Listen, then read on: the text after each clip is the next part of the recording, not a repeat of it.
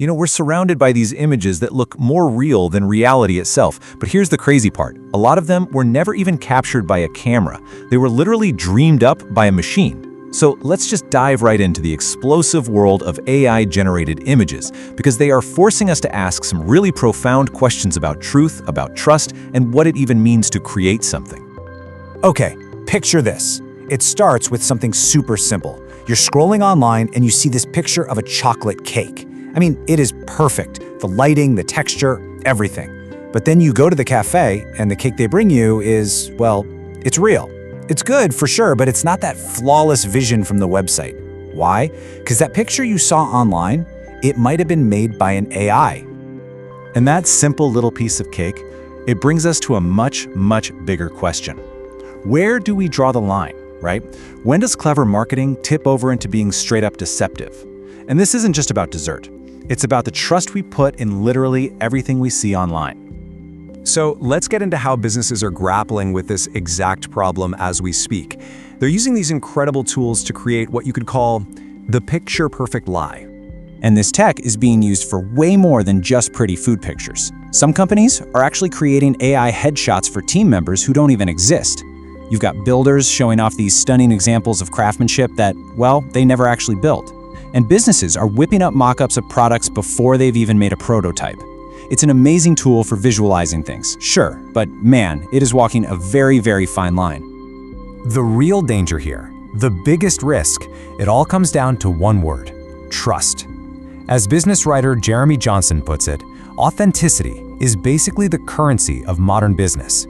If your customer finds out that the friendly-looking team on your About Us page is fake, or that your perfect portfolio is just generated in a few seconds, that trust can be shattered instantly.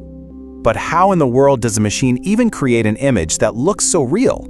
I mean, to really get a handle on the ethical mess here, we've got to pop the hood and see how this technology actually works.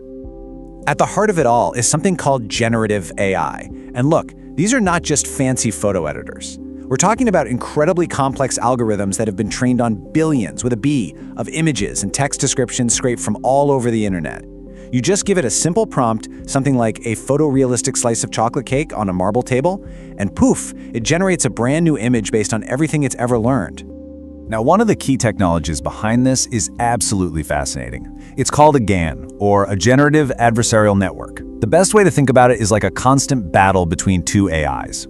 You got one that's a forger, the generator, and its whole job is to create the most convincing fake image possible. Then you have the other AI, which is like a detective, the discriminator, and it's trying to spot the fake. This endless competition forces the forger to get better and better and better until its creations are almost impossible to tell apart from the real thing. So while GANs were this huge breakthrough, another method called diffusion is super common now. Instead of that forger and detective setup, diffusion models learn how to build an image out of what looks like pure static. It's kind of like watching a sculptor reveal a masterpiece by slowly chipping away at a block of marble, but in reverse. It just methodically removes digital noise until a crystal clear picture emerges. And all of this incredible technology, it has thrown us headfirst into what a lot of people are now calling a crisis of authenticity. I mean, if a machine can invent a reality that we can't distinguish from our own, what does that do to our ability to trust anything we see? You can really see the shift when you look at it on a timeline. Photography started out as a physical record of reality, right? A moment captured in light and chemicals. Then, the digital age came along and gave us an editable reality. But today AI gives us an invented reality. That historical, fundamental bond between a photograph and a real moment in time, it's been severed. The consequences of that are, well, they're profound. For journalism, for our legal systems, for historical records, that foundational idea that an image is a form of evidence is just crumbling before our eyes. The old saying, seeing is believing, it's simply not a reliable guide anymore. And people are really feeling this anxiety. Get this, recent research shows a staggering 74% of people are concerned about how AI-generated images could be used to manipulate news and politics. This is not some niche tech worry, it's a mainstream fear. What's really fascinating, though, is how much our acceptance of AI changes depending on the context. For news reporting, trust in AI images is rock bottom. But for advertising, it's a bit higher. And when it comes to art, we're actually more willing to trust an AI image in some cases. It just shows that we're already, sort of subconsciously, building these mental boxes for where we think AI belongs and where it absolutely does not. But this whole crisis of authenticity, that's really only half the story. The other massive ethical battle that's raging right now is all about ownership. If an AI creates an image, who actually owns it? I mean, just look at all the different hands involved in making a single AI image. You've got the millions of original artists whose work was scraped off the internet to train the model in the first place. Then you have the developers who actually built the AI. And finally, you've got the person, the user, who wrote the text prompt. All three of them have a legitimate claim, and that creates a legal and ethical nightmare. And it really all boils down to this fundamental problem. When art isn't made by a single human hand, how do we assign credit? Who gets paid for it? Our entire system of copyright was built for a world that, frankly, just doesn't exist anymore.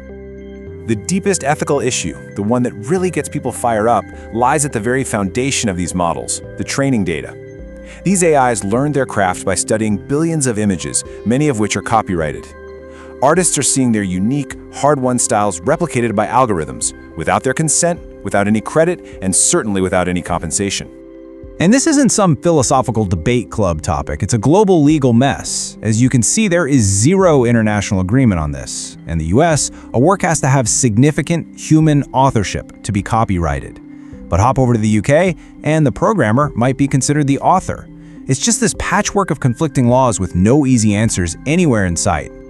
So here we are, faced with a crisis of authenticity and a total puzzle of ownership.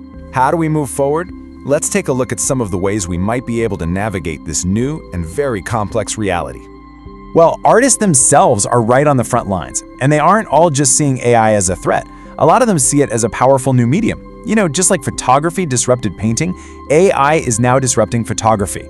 Artists are using it to explore themes and create visuals that would be literally impossible to capture with a camera.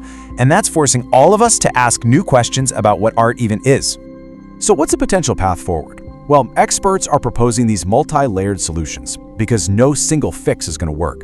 It has to start with the user's intent. It requires clear labels from platforms like social media. It uses tech tools like watermarks for verification, and the whole thing is backed up by legal oversight. It's a comprehensive approach, and it's all about trying to rebuild that broken trust. And at the end of the day, we just have to recognize the scale of what's happening. This isn't just a new version of Photoshop.